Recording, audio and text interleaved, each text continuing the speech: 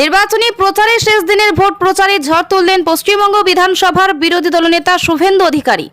পদযাত্রাকে ঘিরে বিজেপি কর্মীদের মধ্যে বেশ উচ্ছ্বাস লক্ষ্য করা যায়। এই পদযাত্রায় কয়েকশো বিজেপি কর্মী অংশ নেয় এবং সুসজ্জিত পদযাত্রায় ঢাক ঢোল ব্যান্ড পার্টি সহ বিজেপি কর্মীরা এই পদযাত্রায় গোটা মঙ্গলবাড়ি শহর পরিক্রমা করে মঙ্গলবাড়ি সদরঘাটে পদযাত্রাটি সমাপ্ত হয়। পুরাতন মালদা পৌরসভার অন্তর্গত মঙ্গলবাড়ি পালপাড়া ধানহাটি থেকে উত্তর মালদা কেন্দ্রের বিজেপি প্রার্থী খগেন মুর্মুকে সাথে নিয়ে পদযাত্রা করেন শুভেন্দু অধিকারী।